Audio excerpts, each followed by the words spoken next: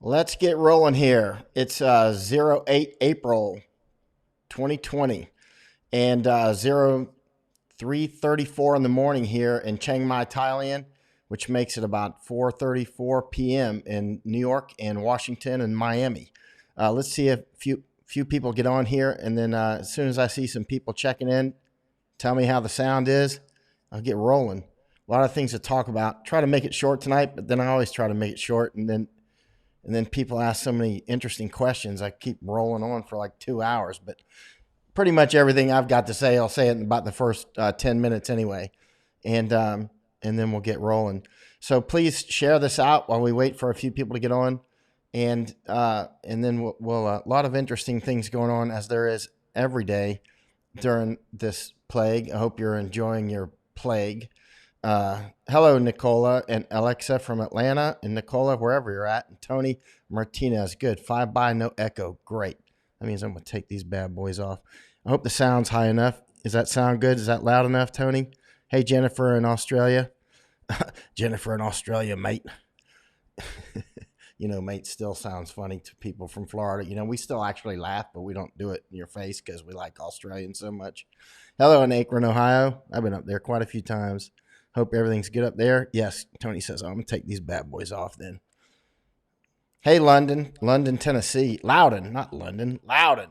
John Schreiner. Let's get going. All right.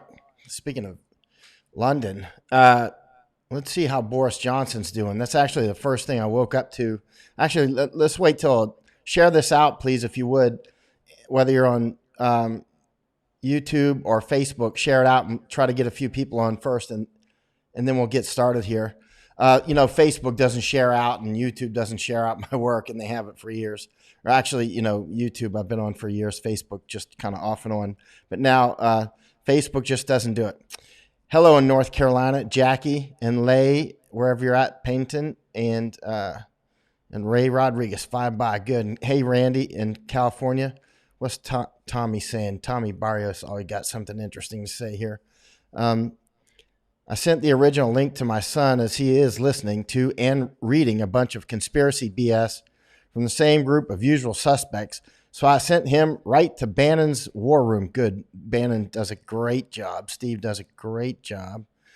And right. Actually, let's get going here. There's enough folks on, but please do share it out and let's get going. The first thing I woke up this morning, I didn't really wake up this morning because I was working when the sun came up. I woke up, first thing I thought when I woke up this afternoon was, how's UK and Italy doing, and New York City and also so many other places. My hometown, Winter Haven, Florida. How's Louisiana doing? And but I thought about Boris, Boris Johnson, because UK has been America's closest ally just since a long time.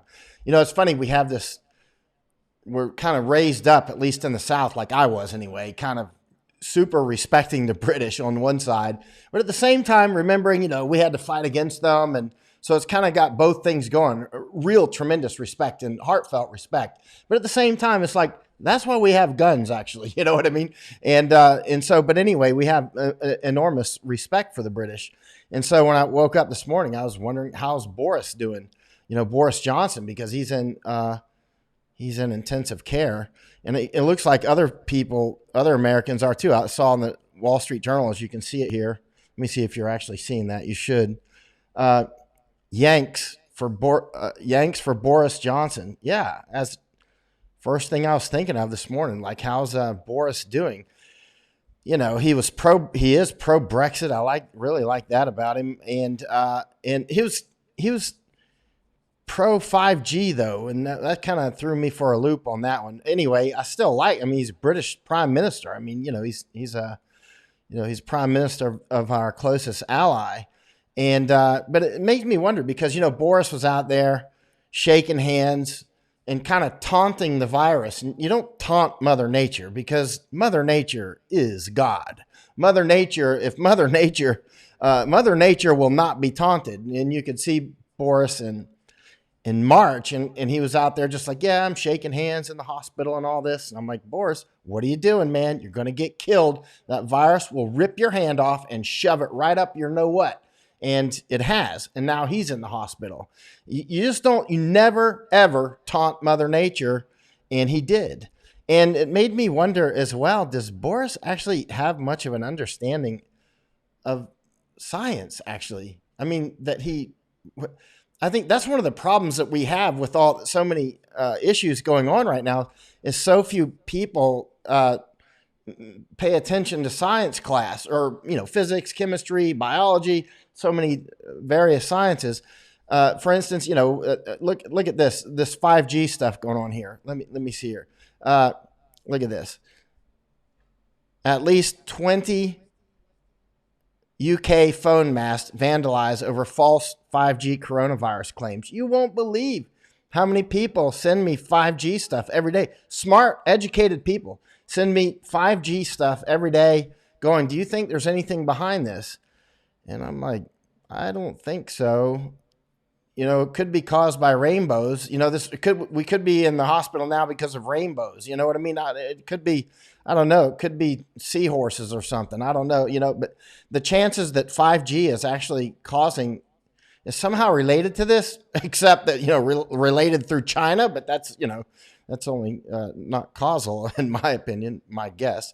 But it's just you see these theories. People keep sending me videos and they're like, well, the 5G, it takes the microellian, tomatoes and turns them into platelets and hits your hemoglobulin and it turns it into a golf ball and hits it out the roof. You're like, what are you talking about? You're just word salad going crazy. And, but a lot of really otherwise intelligent people just have no understanding.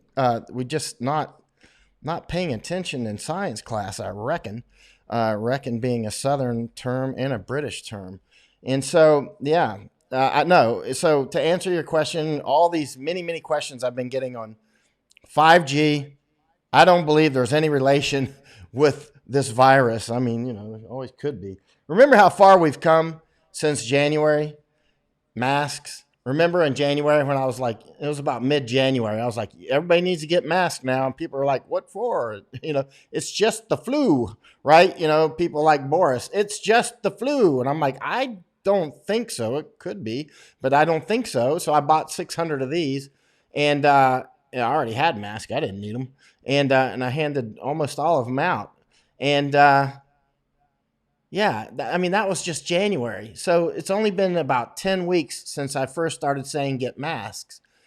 And then that this might be serious. And then we went through this phase where everybody's like, no, it's only the flu. Don't you know flu kills 8 quadrillion people every year. And all this is killed is like 4. You know what I mean? You're like, I don't think you're tracking on this.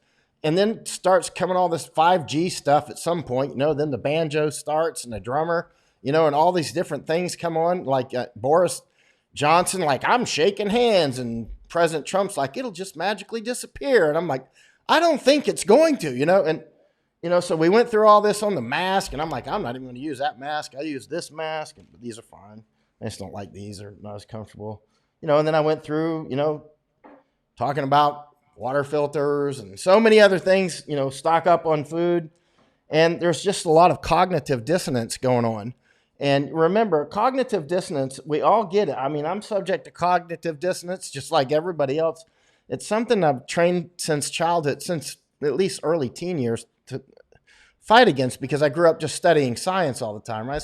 Especially physics. And physicists that are always trying to teach you how to think, not what to think, but how to think, like to always question your assumptions and never assume.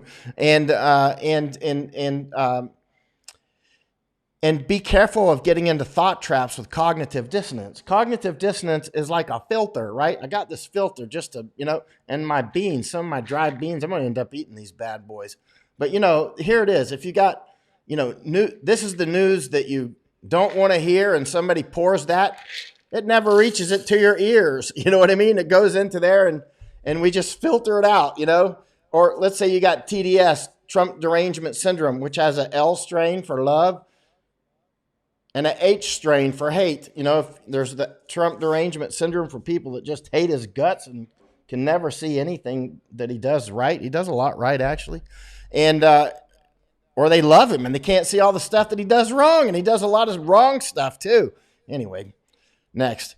This chloroquine thing, people keep asking me about it. I'm not a medical scientist, so that's why I've been so hesitant on the chloroquine, on making even any comment about it. Let's see. But and then I see like this medical doctor, actually two medical doctors today. One very pro-Trump and one very anti-Trump.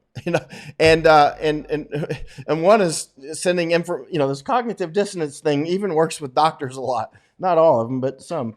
And one of them will always send me all negative Trump stuff, like Trump owns stock and whatever.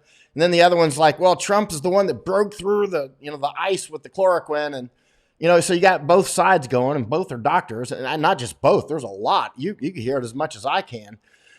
And I don't know, maybe Trump does have some vested interest in this. I don't know, but whether I'm sure he does politically, of course, but it's not just happening within the United States, because you see in France and other countries, people are talking about the chloroquine, Italy, so many countries. So it's not just under his control.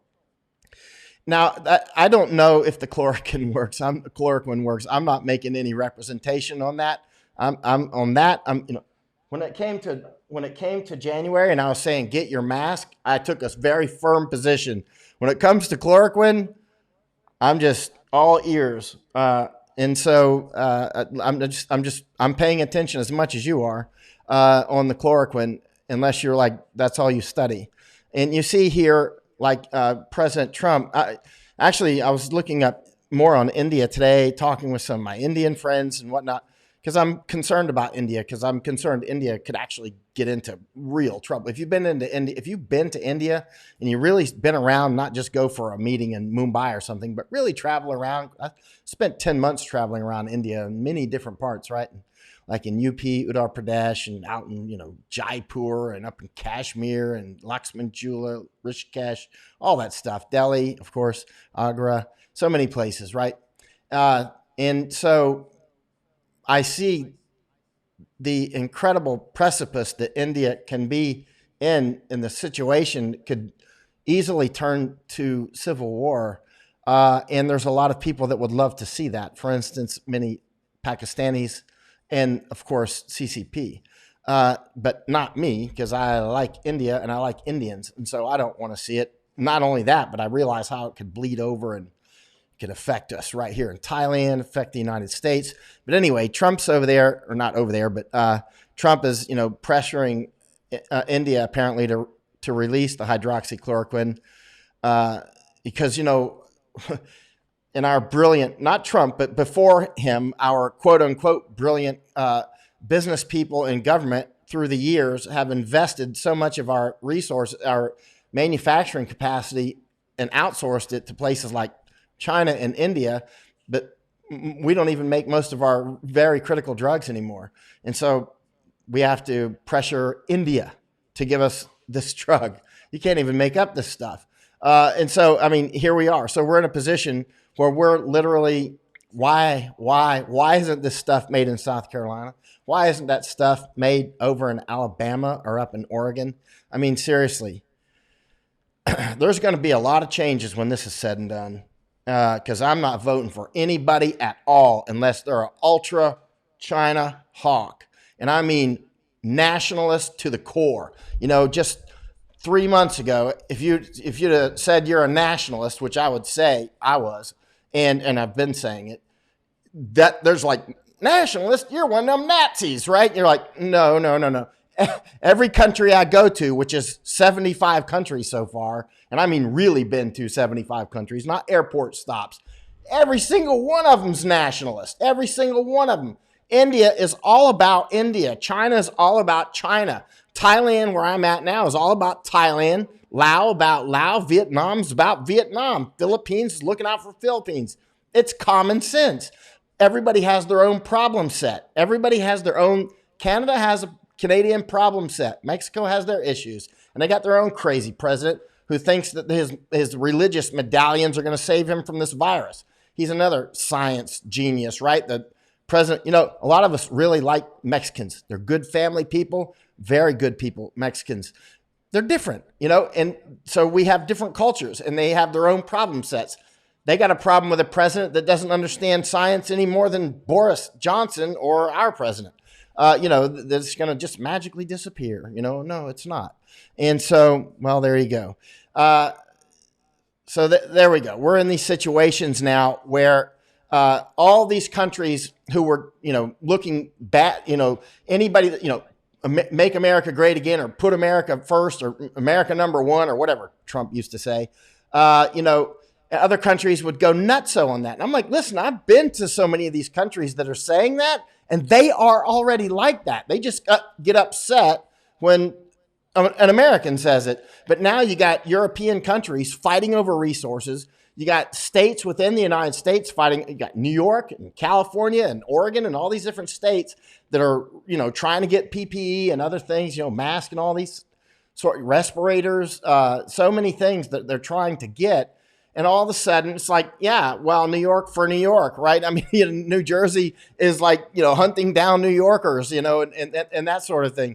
So all of a sudden, all these people that were so anti-nationalist, and they all are nationalists, they've now been revealed. And there's nothing wrong with it. It's common sense. Like I've said before, you know, you're on the plane and you get the briefing.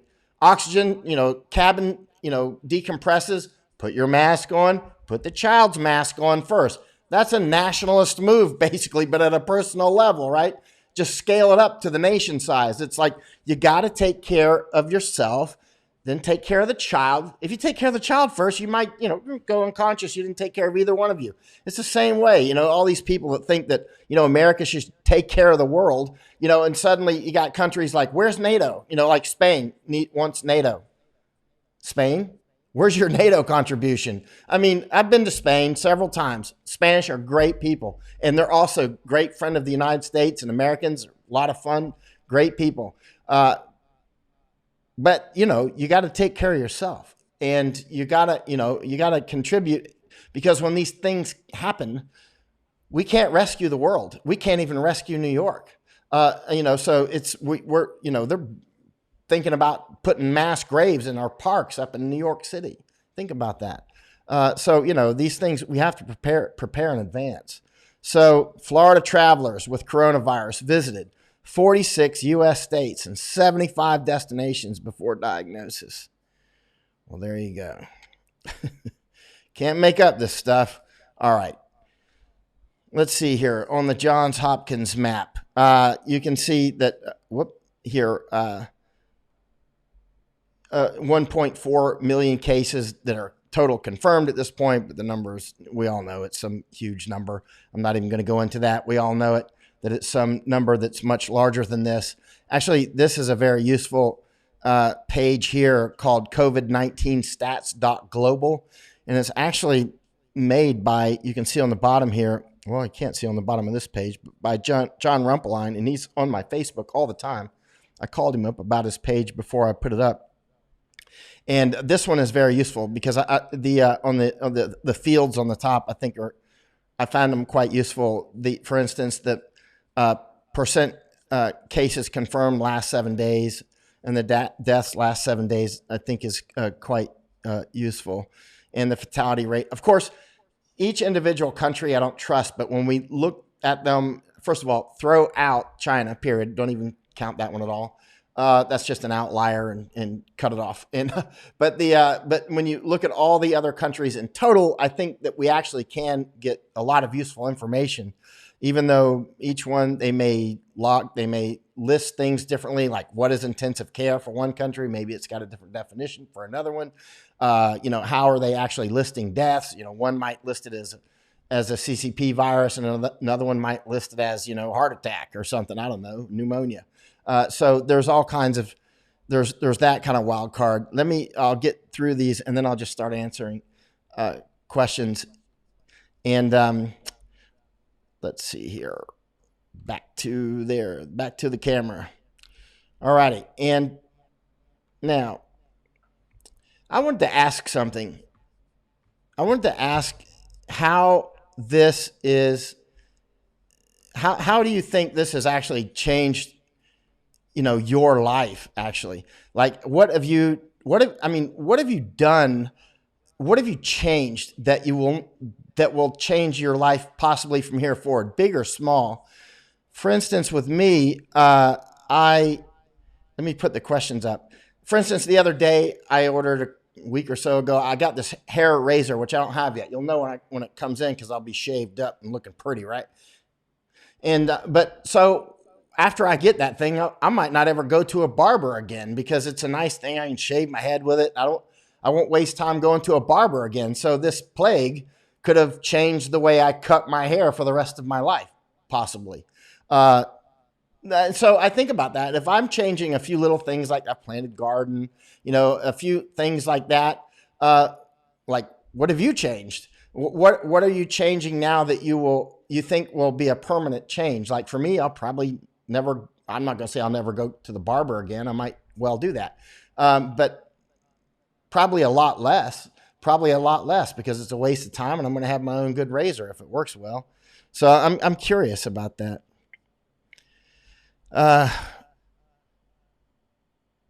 Tommy says, quit the teaching profession after 17 years. Hello, Heidi in Texas.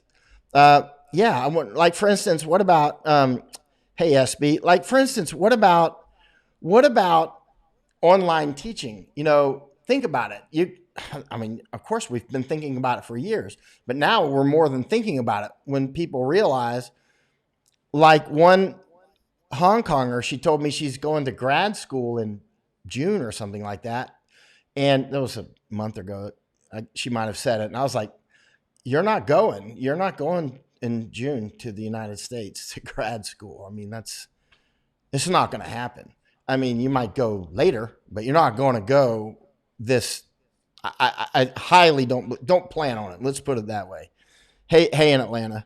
And, it's so Peggy Pitt saying Atlanta, Georgia, total statewide is 8,818 cases, 1,774 hospitalized, and deaths 329 just in Georgia.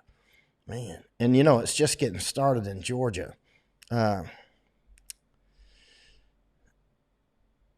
Yeah.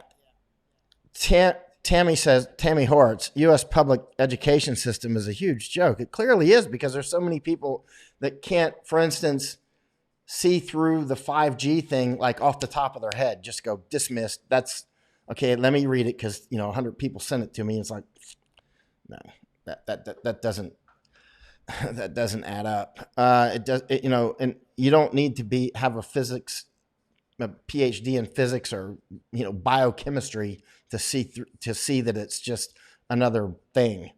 And I don't know where it came from. I don't know. These conspiracy theories sometimes are actually manufactured for some reason, political or financial, or maybe just for fun. And then other times they seem to spring up out of thin air. I need some water. All right. Yeah, think about SB. We're going to school remotely using Google Meeting Classroom. Think about that. Now, all of a sudden, more so than ever, kids around the world will be able to get really high level science teachers and math teachers and whatever language teachers. And you'll be able to have those teachers from all over the world. You'll be able to, or you can just be taught by your own mom and dad or in a neighborhood school. Depends on what state you're in America. Like in some state, I think it's state by state in the United States. In some, you can do homeschooling and that sort of thing. But yeah, it's going to change a lot of things. It's not the TV, by the way. A lot of people blame ignorance on television. I'm like, it's not the television. It's what you watch. It's what you choose to watch. It's not the book. It's which book. It's not books. It's which books you choose to read, right? Tammy says, I am a high school science teacher. You must feel the pain on a lot of these conspiracy theories. That they can just be over the top. I want to start my outdoor school on our ranch. I was thinking the other day, we put so much value in the United States. You got to have some $8 gazillion school. And you look at some of the schools, you go to India and you got a really lot of smart people there, like over the top smart. Right. And, they're not necessarily coming from these high-tech classrooms all the time, or old schools in the United States, like old school, like, they were just like one-room schoolhouses. A lot of them, a lot of brilliant, people that launched people to the moon came out of schools like that. I mean, they weren't hurting for education, that's for sure. Yeah. Hey, in Davenport, I've been up there many times, Robert Herzog. Trump claimed that the virus came from an old bat, and Pelosi denied knowing anything about it. All right, now.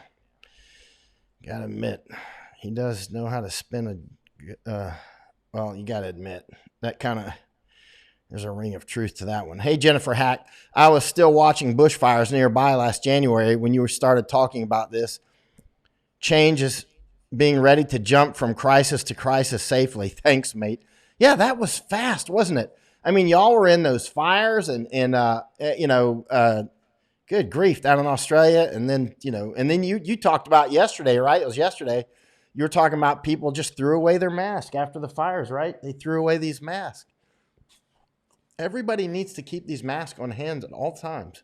You should never throw away these masks. You should always have a few of these masks around from now and forever.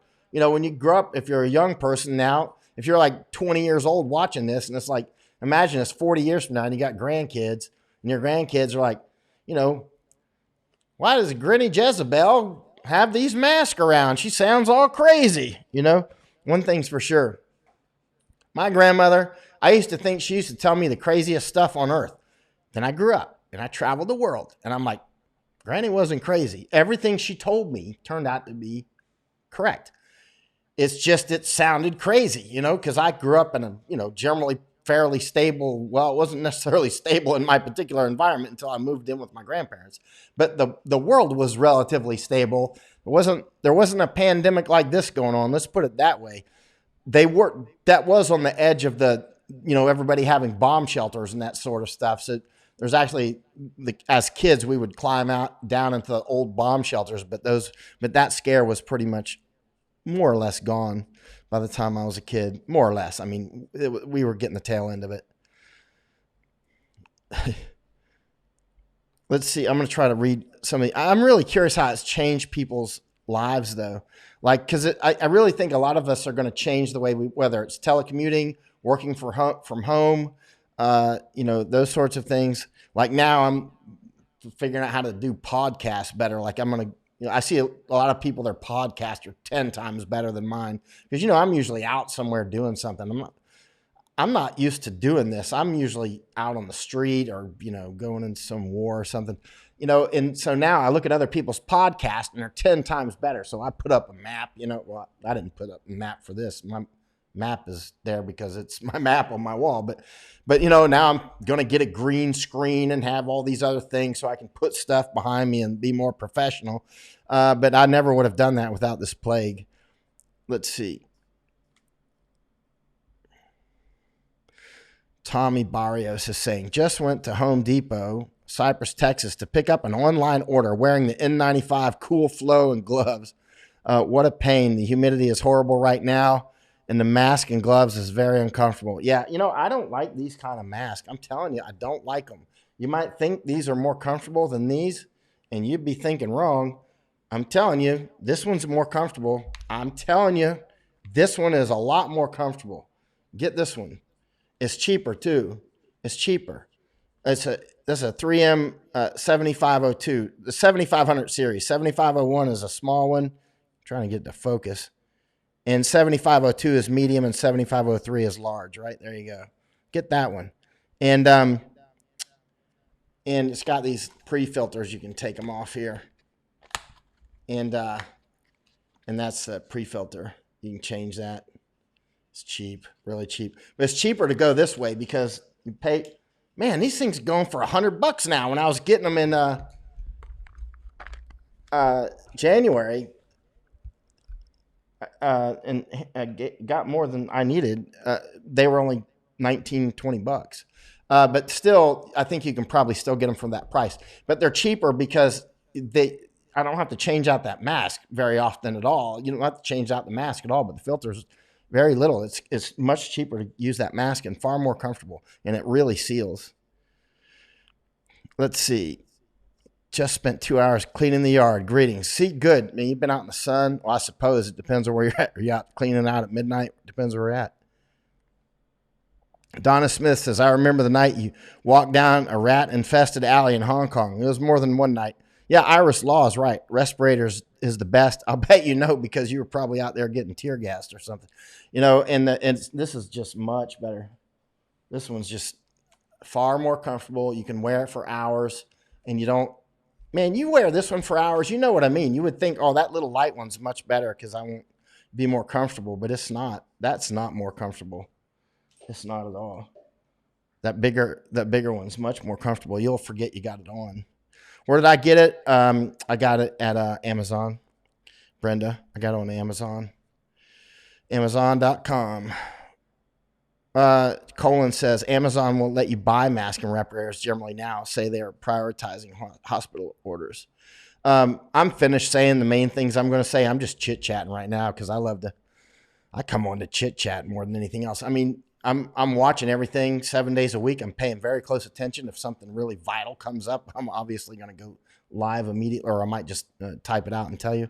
But right now, we're just basically enjoying our plague, and there you go. I mean, actually, it's not that bad. I mean, I'm getting to study all the time, and I love to study. So for me, it's fine. Some of my friends, like in Hong Kong, living in tighter circumstances with their family, it's a little harder for them because they're all tight in there together. And you know how it is when actually there's a reason why people have offices away from their homes, right? You might think, well, I'm at home, I'll save a lot of time. And then, then when you really work at home, you'll be like, actually, maybe not. You'll get a lot of interruptions, Oh, cat wants attention. Dog needs this. Mailman's here. Something's going on. You know what I mean? It's like he'd save a lot of time just driving an hour to the office every day. Hey, out in Washington. Yeah, Brenda, you're welcome. Sunny here in San Antonio, Texas. Hey, Ray Rodriguez. Good for you, Jennifer. You got extra mask last month. MSP, Sunny, and are you in St. Paul? Where are you at? St. Paul? Let's see. Amazon. Yeah, let me see here. What is Kelly Renee saying? I did an interesting exercise yesterday and posted on my Facebook page. The CDC has a list of 30 companies globally where you can get N95 masks. The not surprising thing is that China, Taiwan, and U.S. are the main manufacturers, with India, Italy, and France have some representation. Most masks are manufactured in China. Half of Taiwan's websites having issues. Yeah. And Alibaba owns two companies, 3M largest supplier. Yeah. Taiwan's probably under attack from China again. Taiwan is free China. Taiwan is free China. To me, Taiwan is China. Taiwan's China. Taiwan is not People's Republic of China. And People's Republic of China likes to make it sound like they like to make it sound like Taiwan is a renegade province. It's not. Taiwan was absolutely never a part of China, period.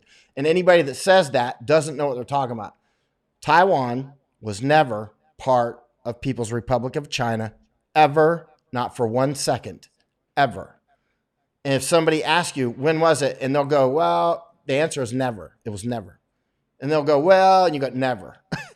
It just never was, just like, Paraguay was never part of Texas. It just wasn't. It just wasn't at all. It's just a total information war. And now, when people like Maura and Steve Bannon and I and some others for years, Al Johnson, we've been smashing on China. And I know we sounded crazy at times, but now a big, thick silver lining to all this is now that, a lot of people now see that, like this 3 books that I've written on Chinese information war. I mean, they're right on target. That's my 3rd book, came out about a month ago in Japan. It's on Amazon JP. I mean, we weren't crazy. We were telling the truth. China's a big, big problem. Now we see it. I hope that a lot of American and European and other law firms just sue them crazily and pierce this idea of sovereign immunity. Let's see here. Clint Schubert, been watching videos from Dr. Shiva and David Icke. Are you familiar with what they're saying? And if so, what's your opinion? I don't know what they're saying. Can you post a link, please? I have no idea. I have no idea. Hey, Mike up in Michigan. Hope y'all are good up there. Yes, positive. She's feeling better now. Good. No competition here. Let's see. All righty.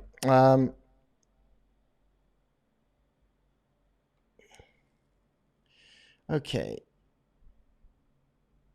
Who will take over the CCP when they're for this?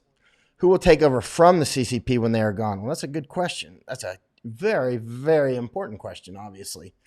Like a super important question. Because you know how this goes. Somebody will fill that vacuum.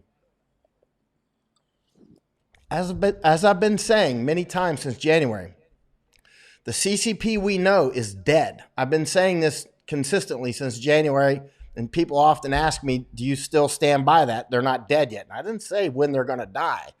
I didn't even say they are going to die. The CCP we know is dead. It's already dead. The Chinese Communist Party that we knew before, its power is diminished dramatically. Now let's talk about relative power. Relative to, well, their power is dropping. I mean, we're going to go into a depression. It strongly looks like the United States and the world economy is going to go into a depression. So where does this put China? This doesn't leave China rich. This leaves China in very dire straits. This leaves China facing potential famines and that sort of thing. It leaves China in really critical situations that could end up in civil wars. I don't know how the face of them will look. It's starting to look like China is going to have a second outbreak, as the infectious disease experts have been saying that they probably will. And because China is in the same pressure that we and others are. Opening up to get the economy going or locking down, and the economy collapses, and then you got the other massive problem that comes with that. So China may be opening up at the tip of a bayonet, forcing people to work, but that's just going to cause it to reinfect because it's not gone. The virus is not gone, and it doesn't look like there's any chance that they've actually got herd immunity yet. So it's China's in a bad situation. First of all, bang, they got hit. And then delayed flash to bang, bang, we in Europe get hit. And then other countries, right? And so where are you going to go with that? That means the markets for all the trash that China makes is, drying up because we're not, who's going to buy from China when they're out of work, right? So China's, even if all their factories were working now, their markets are going down. So what have they promised through all these years? They've promised prosperity and security. That's what CCP has consistently promised with their mandate from heaven is security and prosperity. They have no security now. Everybody can see that. And they have no prosperity. It's melted. China is not the monolith that a lot of people seem to think that it is. It is held together with baling wire and not even duct tape, more like wet masking tape. It's really, and the pressure is immense. Remember what happened with former Yugoslavia and Soviet Union, others that were held together by pressure rather than, magnetic field, right? It was a pressure holding them together. It's the same with CCP. And that pressure is contingent upon the PLA, People's Liberation Army, the CCP, the Chinese Communist Party, having the power to force people to stay in line.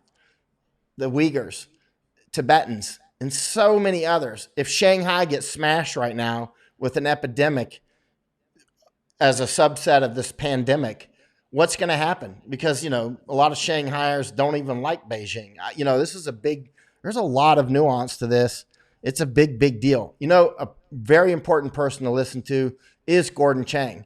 And I gave him a compliment on Twitter today. He actually gave me a huge compliment, which I take as a massive compliment from Gordon Chang. But Gordon Chang is a very important one to listen to. You can tell he studies China 24/7. The man is on it.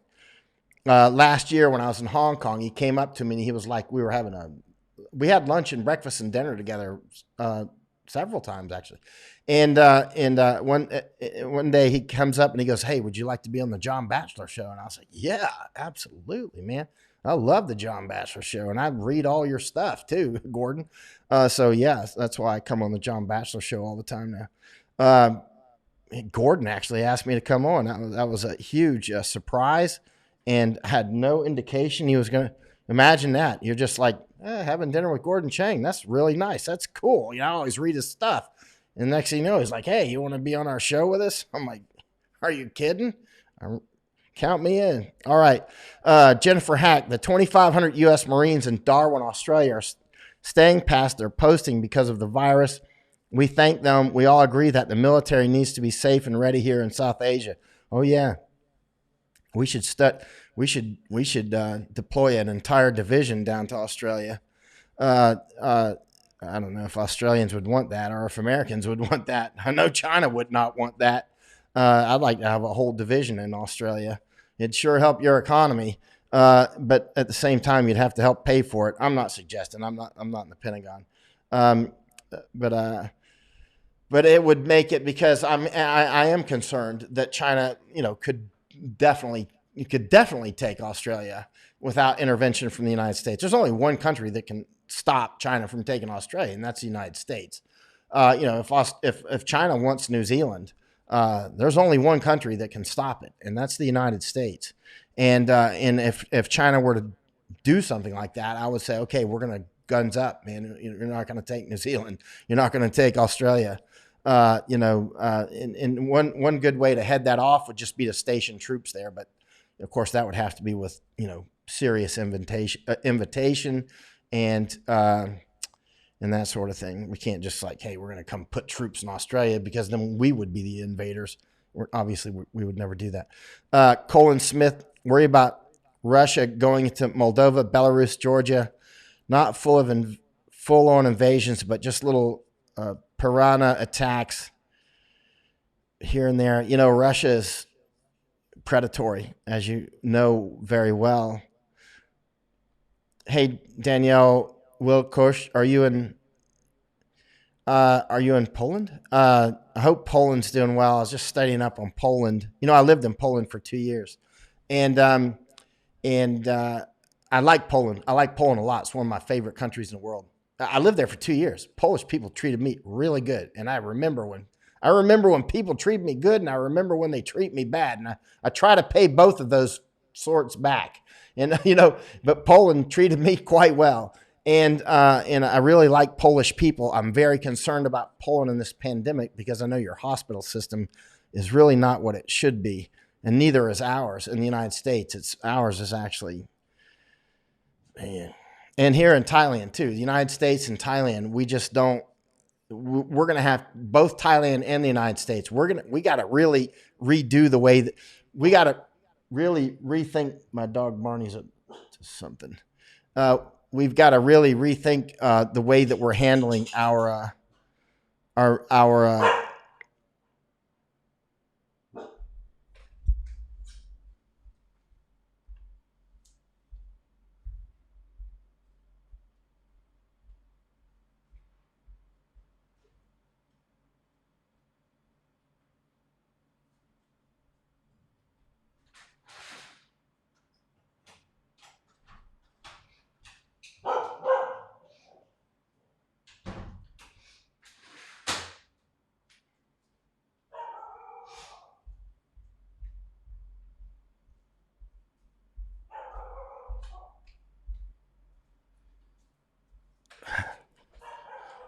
getting the Marine out there on the perimeter.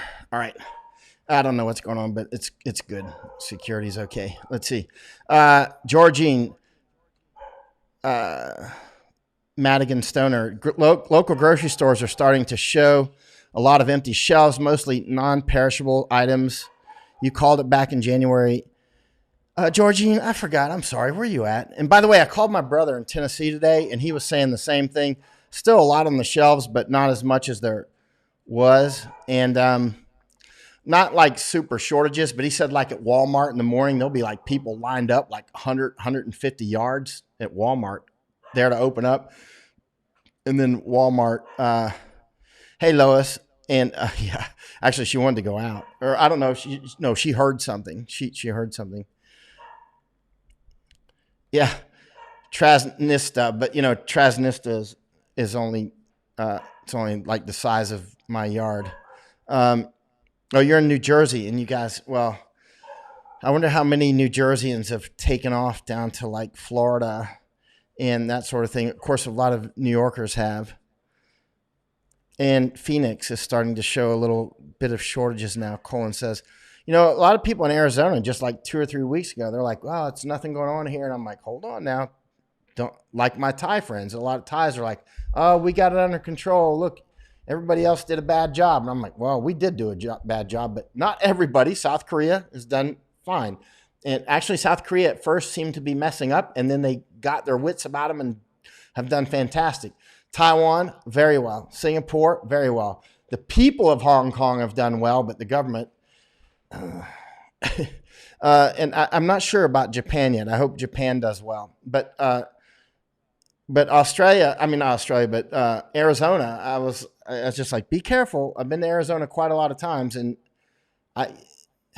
of course, you don't have that many people, and so your population density is quite low, and it's not like you have people landing by the hundreds of thousands from Wuhan over in Phoenix, right?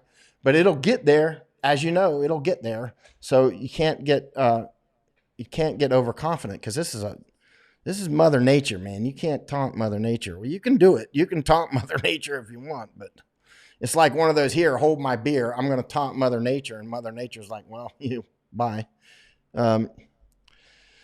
Bradley Nauman is saying, I went to Jewel yesterday, some cleaning products gone, and only a single roll toilet paper left. Everything else looked okay. That's right. So look at that.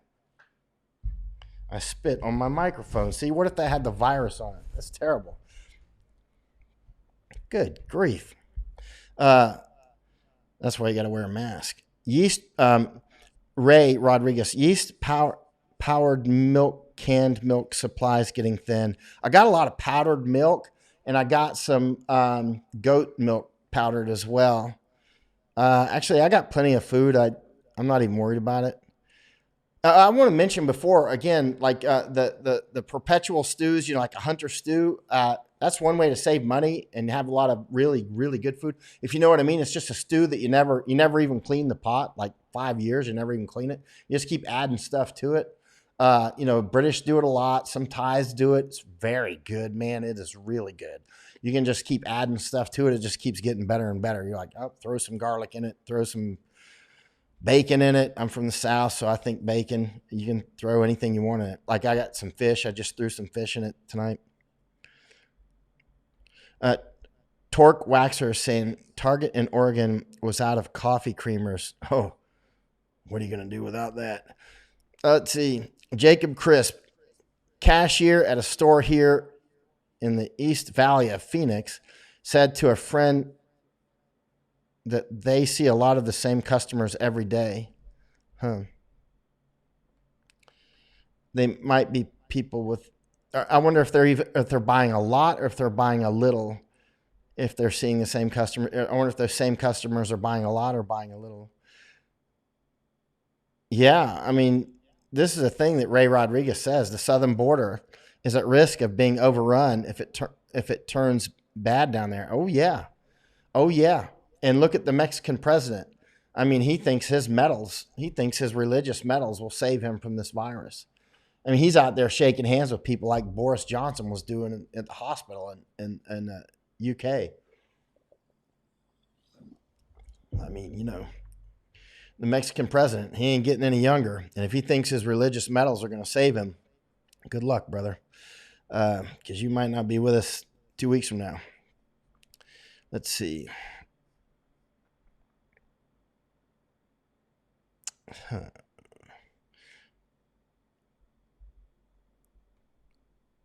Ray, you got a couple cauldrons here that would work as well. Yeah, man.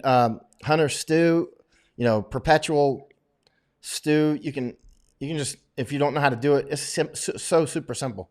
You can look it up on, it's old stuff. People have been doing that stuff for at least centuries. Remember that one British like pub over in, I don't know, England somewhere. And they had, it was like one that was going for like 400 years, literally something crazy like that. It was centuries. I don't remember. I think it was like 400 years or something. And they said they'd never changed the pot, and the health department was like, you got to change it, and, it was a big fight, and it's like, and I think they finally made them clean it out. Probably found all kinds of stuff in there. Let's see. Toy Stuart Biederman. People get bored. The grocery store is the only place to go.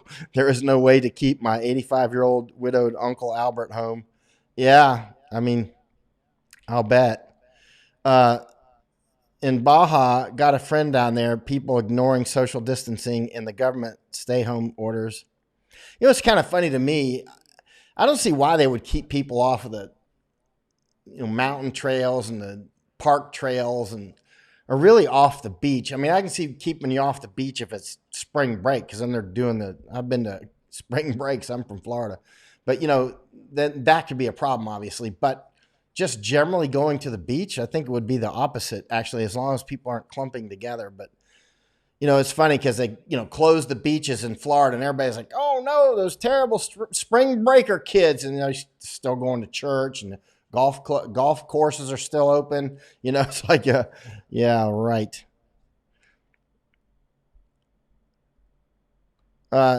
Bill Davis, Sweden herd mentality. Let's see how fast they get through this. Yeah, I'm very interested in Sweden and Brazil. UK was going to try that, and Germany, I think, but UK was going to try that. Mike Morgan is saying you need to watch Dr. Shiva. He wants Fauci removed, and he has all the evil organizations he's connected with. YouTube. Okay, I'll check him out. Mike. Matthew Dill, they closed the golf courses to ensure social distancing. Did they close them in Florida? They were open just yesterday, right? I think they were open yesterday. I don't know. Maybe I'm mistaken, but I thought that they were. Donna Cox, shortages limiting supplies and limiting the number of people in Walmart in Wisconsin. My brother said the same in Tennessee. Jacob Chris saying, hopefully buying for those that can't get to stores due to being essential. I went for a couple friends to get needed items. If people are still hoarding, give it up. Yeah.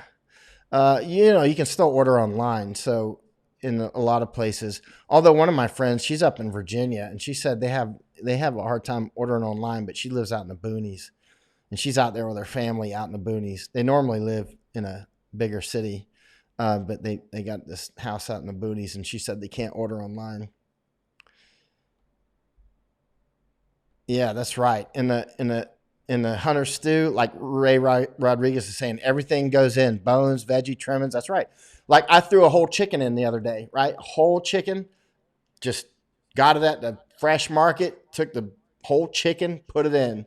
And, and the bones come out, they're super supple. I actually ate a few of the small bones, and then the rest of them, they're not fibrous anymore because they're like almost rubbery. They're not, dangerous. Usually shouldn't give chicken bones to cats and dogs. A lot of people don't know that, but if you put them in there like the hunter stew and it's in there for a while, they're not like that anymore. They're not so dangerous. Amazon is hiring. I read that. Yeah.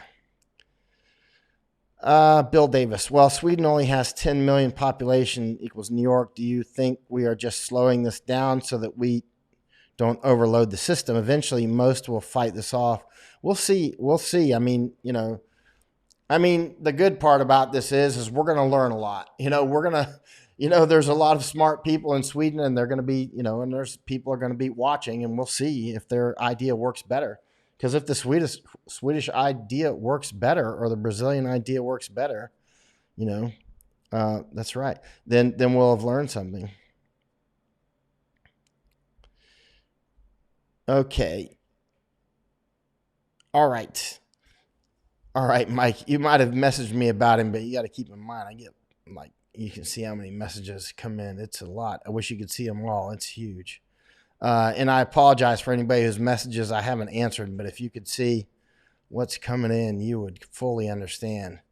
Um, Thank you for everybody who's supported my work. Like Iris Law, Mike, do you know Wuhan let the people out again? I don't know, can fly or not. Yeah, see, that's a problem. Like over in, I mean, that's a problem, Iris. I mean, you're smart. I mean, what's going to come from this? I mean, our imaginations are equal on, what they're going to, what this portends. And this was something that we were talking about back in January, actually, doing the lockdown, but eventually you got to pull you got to pull the lid off the can. And if you don't have a lot of testing capacity in place, which we still don't actually. So when we take the pressure off of this, let people out, a lot of people are going out anyway, but once everybody goes out, if we don't have the testing capacity, I think it's going to be, my guess. I mean, I think about this a lot. I'm studying a lot and I'm listening to, trying to figure out, who knows what they're talking about and who do I not think knows what they're talking about.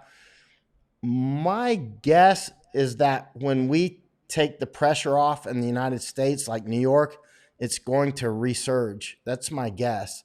Infectious disease experts, epidemiologists in particular, who study this all their lives, they'll say over and over, one of the things that ends these sorts of things is fear. People are just tired of seeing people die. And then they start to realize what works. And they're like, all of a sudden, you don't have to have the government tell you to stay inside because, a lot, almost, it's a good chance that all of us know somebody that's going to die from this. Very good chance. I bet a lot of us I already know several people that have been sick from it. So, I mean, all of us probably know at least somebody that's going to get sick. If chances are we're going to know many people. Chances are we're going to get sick from it eventually. Don't count on the virus. Don't count on a vaccine. That's pie in the sky. Maybe it'll happen. I wouldn't count on it. If it does, it'll be a long time. Mike Morgan, Angel Valley, bam, sunlight, vitamin D. Oh, yeah, I went for a walk today. That's why you can probably see a little red on my face. And also, I ordered some more vitamin D today as well. Michelle Witzel, the medical advances have been amazing. Just watched on MedCram how doctors are using portable ultrasound devices to do lung ultrasounds instead of having to spend an hour or more disinfecting CT machines in areas. Yeah. Lois says, the check is in the mail. No, it really is. Well, if you send a check, I really appreciate it. Big time. I'll let you know. Let's see. That would be hugely appreciated and very much needed. I'll put it towards my green screen apparatus, which is not just a green screen, by the way. It'll be if I get it, I think I'm going to get it. It's a light that goes over the camera actually. And then you put this thing behind you. It's not actually a green screen, but it's a reflective screen. And so basically if I want to put a map behind me or make it look like I'm at a beach, or whatever, I can open up this thing. And anyway, long story short, you'll see what I mean. It can, you see a lot of people that look like they're in some big library. In reality, they're not. They're in, maybe some hotel room, and they've got one of these things. They got one of these screens behind them and this light on their camera. There's different ways to do it. Yeah, I take vitamin D every day too, Barbara, when this is on now. Good. I ordered a UVC light. Is that for your water, Sinquok, or did you get it for something else? Barbara Summer, yes, I had a nice friend who died. Oh, from the virus. It is very sad. Oh, yeah. I'm sorry to hear that. Kelly Renee says, I don't think I would take a vaccine. Am I nuts? I don't think so. Actually, I mean, would you trust the American Surgeon General, the witch doctor? I mean, the only thing that guy's missing is a bone in his nose. Seriously, and wearing some horns or something.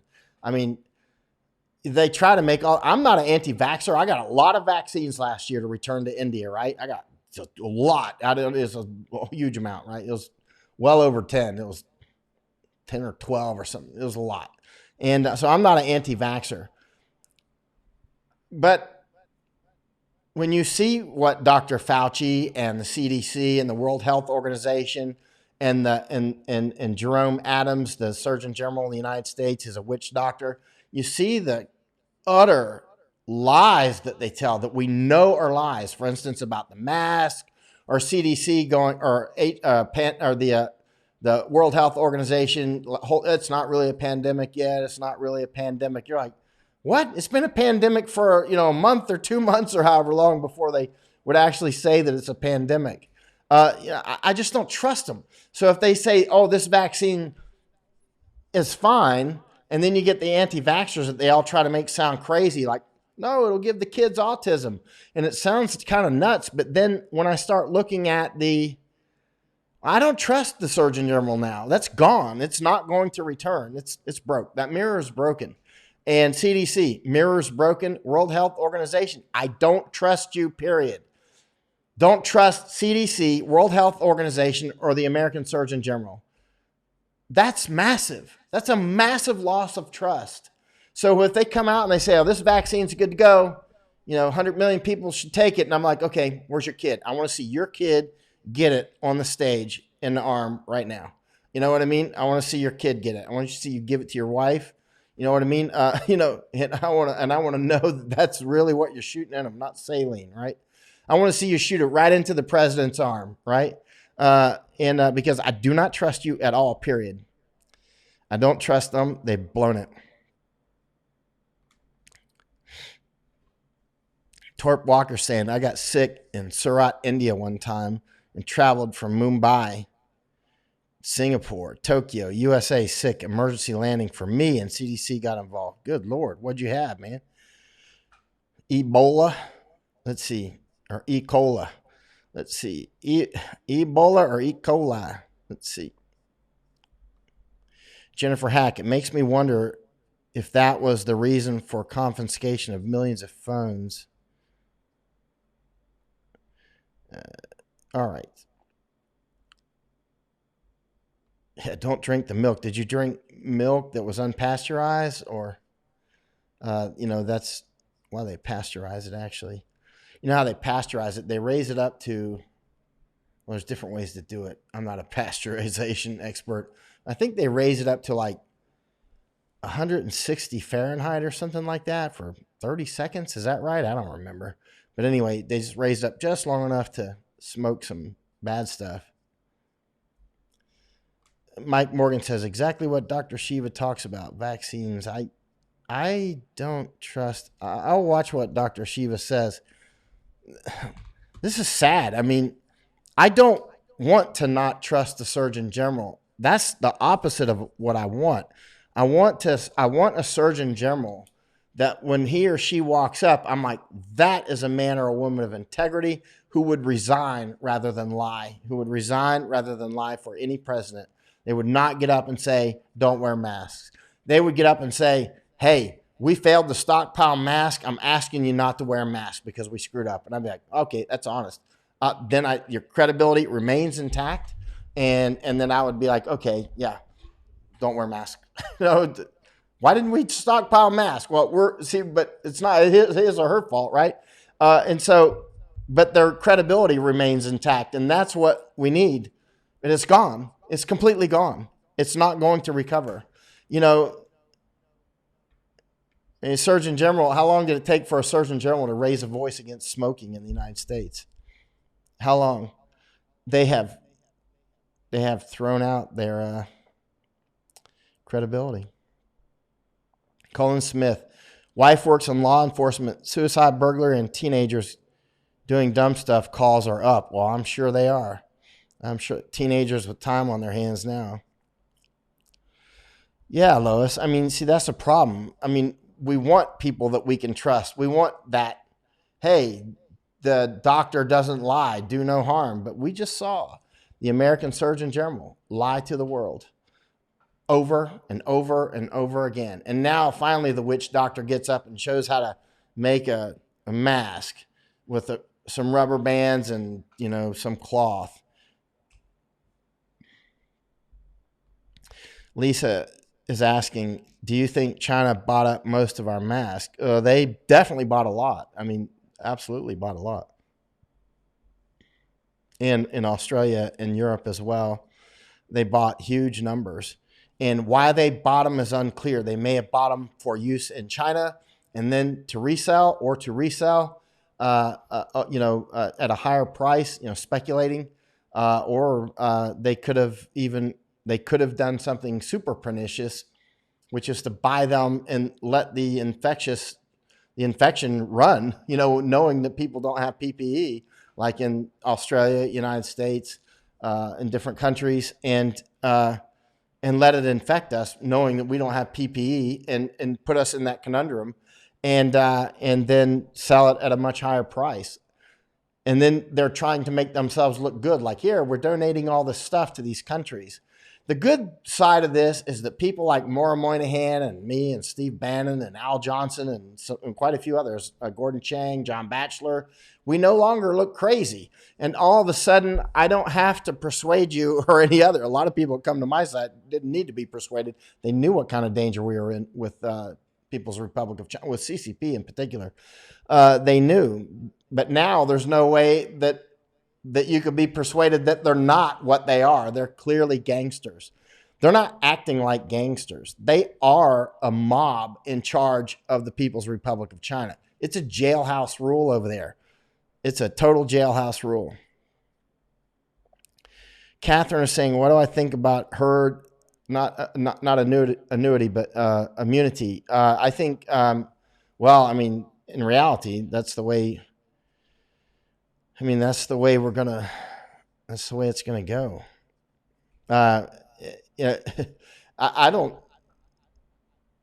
don't believe that there's going to be a vaccine in 18 months, a viable. I just don't believe them. There's still no vaccine for the common cold. There's no vaccine for HIV/AIDS. There's no vaccine for SARS-1, and this is SARS-2 or maybe SARS-3. Let's say SARS-2. There's no vaccine for SARS-1 or HIV/AIDS or even the common cold. So there you go. What do you think about that? So do you think there's going to be a sudden vaccine? It doesn't make sense because, people are like, oh, we'll just put all this work into it, billions of dollars. And of course, if you're a research company, you're like, we can invent you a vaccine. We need $100 million. And you're like, yep, right on. And they're off in their yacht, right? And Bannon's got a great show.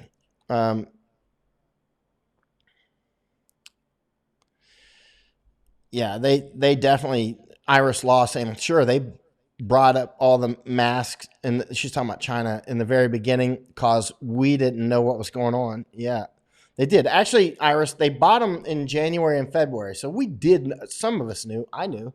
Remember, I bought this is one of the 600 masks I bought. I bought 600 of these, and I gave almost all of them out in Hong Kong, and some of them ended up at the Queen Elizabeth, what's it called? The Queen Elizabeth Hotel, I guess, over in the Mongkok area. Some of them ended up there. And then, so 400 of them, I left 400 in Hong Kong, and then one of my friends gave some to the hospital. And then the other ones I brought to Thailand. I gave most of them out here in Thailand that are left of the 200, and I've got a few more that I keep sprinkling out as people need them. But so, we knew. Some of us knew, but, there you go. China bottom up. Hey, Hassan, wherever you're at. Are you in Africa? Let's see. Jennifer Hack. The CCP was probably pissed when we stopped and sent back 58,000 pieces of substandard defective PPE this month in Australia. Maybe they expected us not to notice. Yeah. Have you noticed how many countries, Spain, Czech Republic, not Czechoslovakia, Italy, UK, and others who have got faulty tests, the tests that are faulty. Did they impregnate virus on those tests? I don't know. People are saying that. I don't know. I have no idea. But it's just it's a pathetic situation. China bought all that. It's first degree murder. It's first degree murder. They have committed mass murder. Well, they've been doing that for years. But since it's over there, doing it to Tibetans and Uyghurs and others, a lot of people are like, whatever, we're getting cheap stuff. So, we look the other way. Oh, you're in Morocco. Morocco, man. Thank you, in Morocco. Morocco is the first country that recognized the United States sovereignty back in, you guys recognized us in 1778, right? Like 1778, I think. First country. Thank you, Morocco. Sometimes when I see a Moroccan somewhere, I'm like, thank you. And I'll be like, and they're like, what for? And Zachariah from Morocco too. Hey, and are you in Morocco now, or where are you at? America? A lot of Moroccans live in New York, right? Anyway, if you're in New York, I hope you're enjoying it. Well, I know if you're in New York now, you're probably not enjoying it. If you're in New York now, I hope you're safe. Let's put it that way. If you're in Morocco, I hope you're safe. But thank you, Morocco, for being the first country to recognize the United States. Eric Lapras. Hi, Eric Lapras from Negros Island, Philippines. Hello in Philippines. Eric, I hope everything's good out there in Philippines. Mark, I like your optimism, but we still don't have vaccine for SARS or MERS or the common cold, which is generally a coronavirus. Yeah, I don't believe we're going to have it soon. I think we're more. Oh, Zachariah, you're in Dubai. I've met a lot of Moroccans in Dubai, actually. That's where I guess y'all like to go up there and work, don't you? I hope it's going good in Dubai. Oh man, Zachariah, I have a friend in Dubai right now. I was talking with him on the phone recently. And he was like some white guy from Europe or America or whatever. He was on Facebook or social media, and he was taunting breaking the rules for the social distancing or whatever's going on in Dubai. You'd know better than I do. He said the Dubai police came in and arrested him. I was laughing because there's actually good law and order in Dubai. It's not like Dubai is, they're not out shooting people in the streets. It's not China. Thank you, Hassan, and I really appreciate. I got to go to Morocco, man. I've never been to Morocco. Hassan, are you in Morocco or are you in Dubai too? Where are you at? New York? Seen a lot of Moroccans in Dubai and New York, and also I've seen them in other places. Bangkok. Yeah. I don't know, Torp. I'm thinking you probably can't ski in Dubai right now, but Zachariah might know better. Zakaria Benani might know better. They actually shoot people in China for going on. Oh yeah, but they're not going to do that they're not going to do that in Dubai. Hey, in northern Colorado, the mall is closed. Zakaria says. How do you pronounce your name? Zakaria. Oh, you're in Morocco, Hassan says. I hope everything's good in Morocco. It's probably pretty hot there right now, isn't it? It's a dry heat in Morocco, isn't it? Or is it a dry heat, or is it? It's dry heat there, isn't it? I don't know. I've never been to Morocco yet. I'm going. Maybe I'll see you when I get over there. Let's see.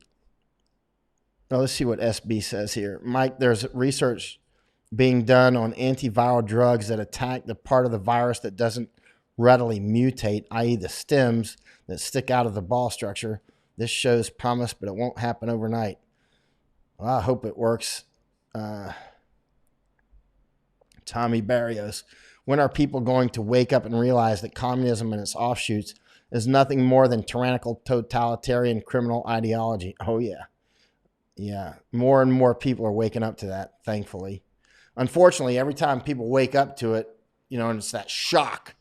And then, fight back for a while, and then the next generation, and then they forget, and then there'll be another generation.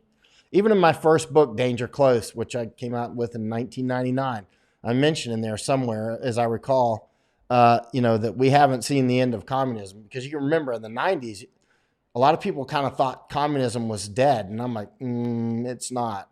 Because I spend a lot of time with communists, and I know it's not dead. It's just latent. It's not latent anymore, but it was just latent. Corona in Morocco, 1,185. It's going to pick up, man. I hope your family's safe. Zakaria says, "Can you tell Hassan hi?" Oh, it's because you're over on. You can call me Zach. Okay, Zach. That's because Zach's over on YouTube and Hassan is on Facebook, so you two can't see each other's comments, can you? But I can see both of your comments.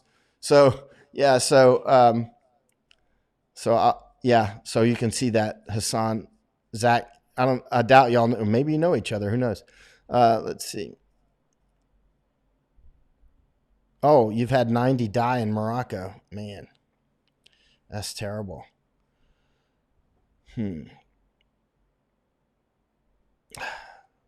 Eric, you're on Negros Island in the Philippines. We're on our second week of enhanced community quarantine. We had a few cases here, maybe due to poor testing. Enhanced community quarantine. I think Duterte, by that, he means, because he's been pretty clear, he'll shoot people that break quarantine, hasn't he? Is that what you mean by enhanced? Hassan saying 93 have recovered in Morocco. That's great. Hey, Zach is saying, your channel is so interesting and fun. I'll start coming here more often. Subscribe like this live. Cool.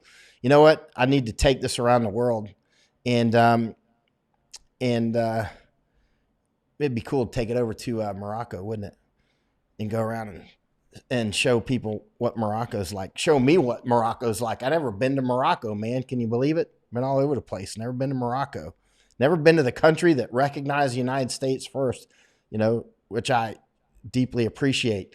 Jesse Taylor Britton. I'm midway through Danger Close. Very interesting. Thank you. That's my first book. That was a long time ago. It seems like 400 years ago that I wrote that book. Let's see. I hope I'm a better writer now. Let's see. Jennifer Hack. Big question. North Korea. They say no cases, and we all question that. What do you think of stories from there about people just being rounded up and shot who have the virus? Should we be worried for them? Well, North Korea, it's not like they're going to escape the virus. No country is going to escape the virus. That's why Saudi Arabia closed the pilgrimage this year to the Hajj. I mean, they're not even going to have it this year. Not even going to do it. Let's see. Zach is saying, show this, Hassan. This is, man, y'all are talking Moroccan, dude. I can't understand Moroccan. Hassan saying, y'all must be friends. Hey, Zach, how's your day? Oh, you ask him where he's from in Morocco. Let me see how you say it. Not Nayan Mel Maghrib. How's my Moroccan? How many major tribes do y'all have in Morocco? I don't even know that. Y'all have to educate me when I get over there. I like to get into a full anthropological education. You know what I mean? Like when I show up, I'm not one of those restaurant recon. You know what I mean? Like what all the good food. I want to know like how do the tribes work and stuff. You know what I mean? I like to get down to the nitty gritty. Like especially like how the laws work, like how's tribal law work versus government law. How do they interface? Stuff like that I find very interesting. Catherine Bukhari Tennant. Yes, in Greece, you can't leave the house until you text government, and it's only for food and pharmacy. That's in Greece, Catherine says. Mike Morgan is saying worldometers. Wait, Catherine, how else is it going in Greece? Because I know you've had some serious issues with a lot of people coming in from North Africa, and I'm wondering how that's going, because now, I'm wondering where they're going to stay. What are they going to do? Are they homeless or what? That could be a serious issue. Ray Rodriguez, remember when you named the static effect from the Hello blades? Yeah, the helicopter blades. Yeah, Cop Etchel's effect. Ewan Kit Moon, Ridley Scott filmed Black Hawk Down in Morocco. Really? Lots of other Hollywood films too. Filmed it in Morocco? I didn't know that. I know the guy that did the sound on that. Let's see. Sonia got to go watch Trump. What's Trump going to say this time? I love the way he handled that one reporter she's like, I'm from Hong Kong. And he said something, and she's like, from Phoenix News. And he's like, you from China? Now, if you don't know what he's talking about when he's saying that, Hong Kongers got it exactly. Hong Kongers are like, they totally tracking what Trump just said, and me too. Because she's like, I'm from Hong Kong, Phoenix News or something like that, and he goes, what did he say? You're from Hong Kong? You're from China or Hong Kong or something like that? And I was like, that was great. Trump needled her, right? And I know the Hong Kongers must have loved that too. There's a big difference between being from China and being from Hong Kong. And actually, she kind of had that China look to her, which through a lot of Americans might not have any idea what I'm talking about. But Hong Kongers and Chinese from China know exactly what the heck I'm talking about. And because they actually do look different and body language is different, actually. So anyway, long story. Man, y'all are talking Moroccan. Let's see. Yeah, cop etchel effect. Talking Greece. Greece is the word. You don't speak English. Well, you just wrote in English. Let's see.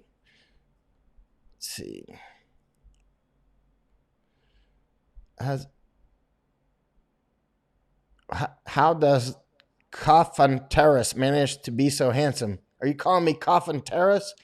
I hope it's me you're talking about. Maybe you're talking about somebody else. Creighton Prawat. Duterte said he gave orders to the security forces to defend themselves if they are threatened. Well, I don't think they need those orders. Helicopter was called the Cop Etchel effect. And actually, if you look up the Cop Etchel effect, you can see the photos I took. And actually, physicists from the UK and from the United States asked me for those raw photos because they were studying something. And I sent it, actually. There were researchers in both countries. Let's see. Yeah, Lisa, you're talking about how Trump went off on that Phoenix reporter from, not Phoenix, Arizona, but in Hong Kong, because there's a huge difference between being Chinese from China, mainland China, because they'll say they're from Hong Kong, but it's just the information op.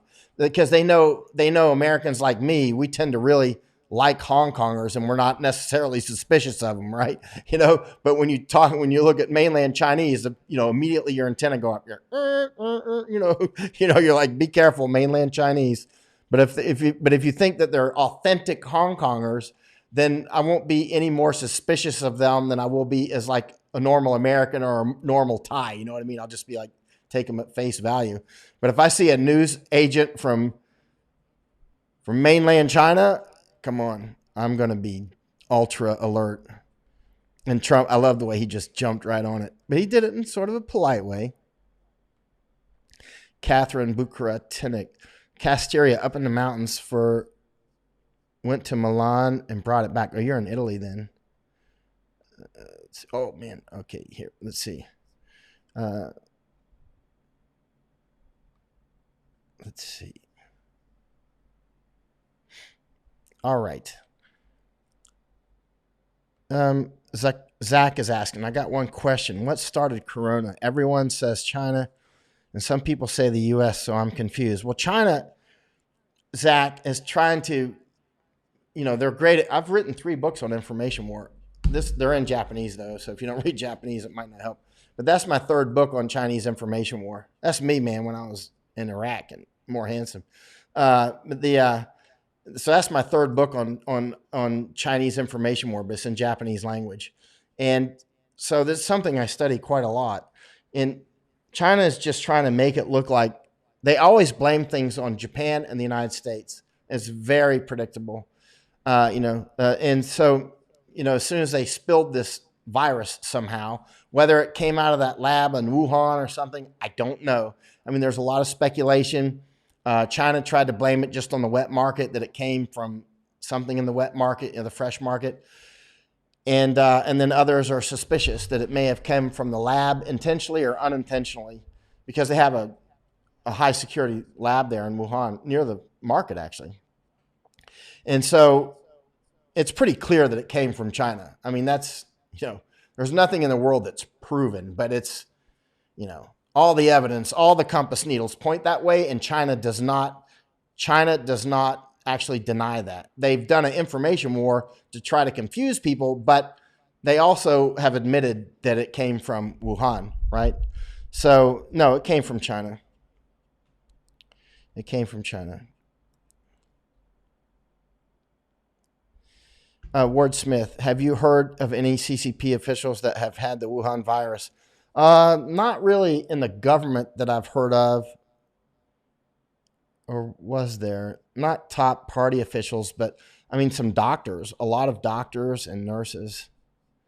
Um, what's Tammy saying? Geneticist Dr. Jamie Metzel and George Church, along with economics professor Deborah Spar and Daniel Kraft, physicist, are on ThinkSpot Zoom chat advocating for a world government crisis organization to mobilize an FDR-like response. They're on Zoom. You know, Zoom, or is that the Zoom? The Zoom that routes through China? That's another information intelligence op, actually. Evelyn says, boycott Walmart for starters. Commie virus. That's right.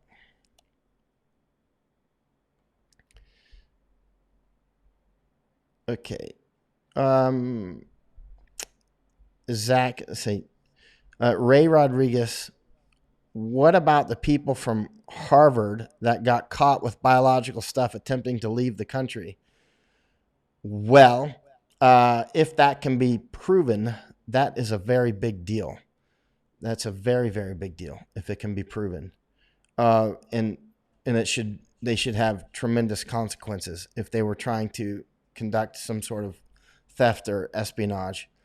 Zach is saying, I'm pretty confused why other countries are gaining a lot of new cases every day, but China now gets barely any cases. Do you think they found the cure? No, I don't, Zach. They're just lying, because that's what China does. China lies, and they're very good at it. They just lie to you in your face, and they just lie, and they'll hit you with many different lies. Like they'll lie on television, they'll lie in print, they'll lie on a billboard, they'll lie in a movie, they'll lie in a book, they'll lie in so many different ways. And then you see it coming at you from all these different ways. So it's like you're in the Matrix. You see that movie, The Matrix? I don't know how old you are. How old is that movie? But anyway, The Matrix is like, you know, it's all around you. So you can't even tell that you're in this information game, because you're in this aquarium, right? And everywhere you look is part of that aquarium that they've developed. And so you can't really, it's hard to realize that you're in the middle of their information operation. It's amazing, actually. It's very effective. Mike Morgan, Dr. Shiva, don't forget, I'm betting you'll become fast friends. I'll watch. China is, China has clearly been suppressing their numbers. We can see that. Excuse me. Acting Secretary of the Navy Modley resigned. Boy, when it rains, it pours. Because of the aircraft carrier commander and that little tiff that's unfolding there. That's quite, I wonder what's going on with all that. All right, yeah, exactly, Bradley. Oh, all right, let me get a water and take a quick break. What Bradley says right here sounds like Germany in the 1940s. That may seem like a simple little statement, but what Bradley says there is actually quite profound. And it's actually right on target, so much that it deserves its own little paragraph. Look up my name, Michael Yon, and Man in the High Castle. Man in the High Castle. And that's a dispatch. Actually, if you just look that up, you can see Man in the... I wonder if I can pull it up here. Man in the High Castle. Let's see if you can.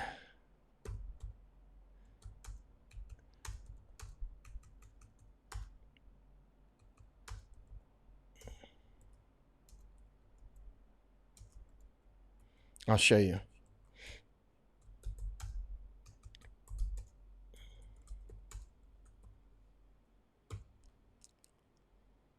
There we go. Okay.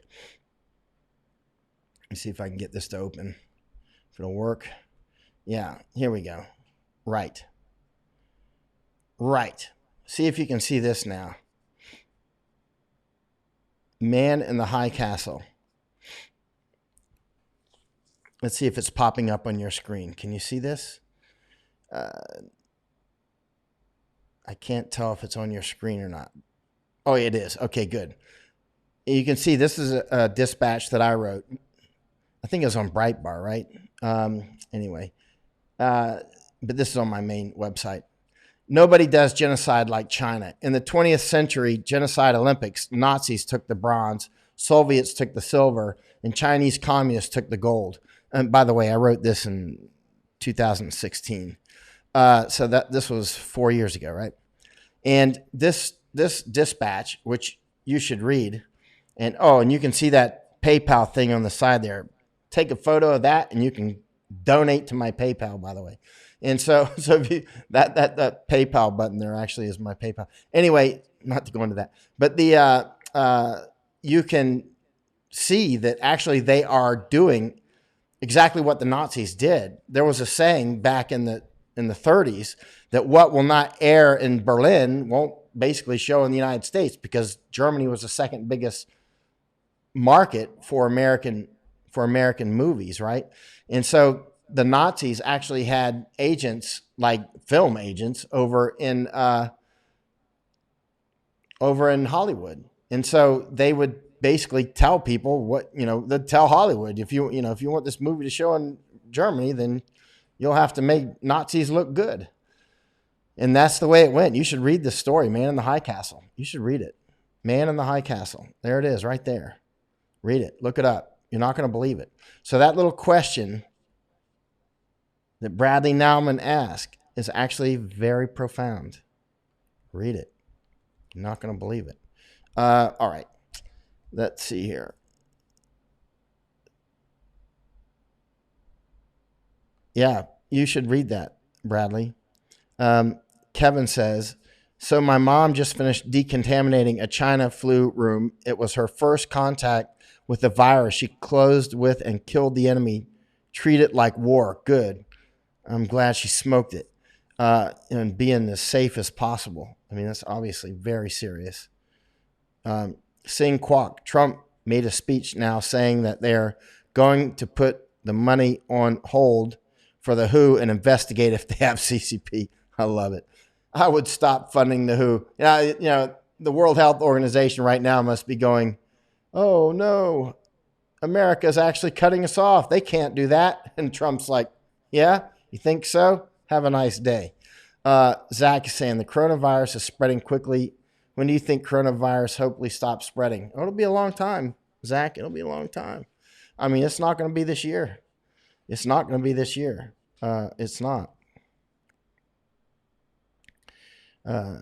Tammy, Dr. Deborah Spar says she doesn't want to lose the advantage to benefit from the crisis. Let's see. All right, let me go see what her president is saying. I hope he's ripping into the freaking World Health Organization and any of those mainland Chinese media. Man, he's going to get my support if he's ripping into mainland China stuff, or the World Health Organization, which is just a puppet for them anyway. World Health Organization is just a puppet for Chinese Communist Party. All righty then. I'm going to go ahead and take off, see what the president's saying. Watch CNN babble and cut away from him and put up nonsense, even when Boris Johnson is on his, hopefully not his deathbed, but certainly sick in an ICU. They don't even pay attention because Trump is talking about it. Unbelievable. Well, they've started paying attention now. But all right. Thank you for the support for PayPal and Venmo and Patreon. Patreon's the best. And every other way, I really appreciate it. Zach is saying, and how big with the number of people after it stops spreading? Yeah, I don't know. It's going to be a lot. Startup is saying Boris is not intubated. Good. I hope he gets out of there. Bye, Iris. Bye, Zach and Hassan. Bye, Greg, Home, and Ward. Ray and Bradley. I'm going to punch out. Mike out.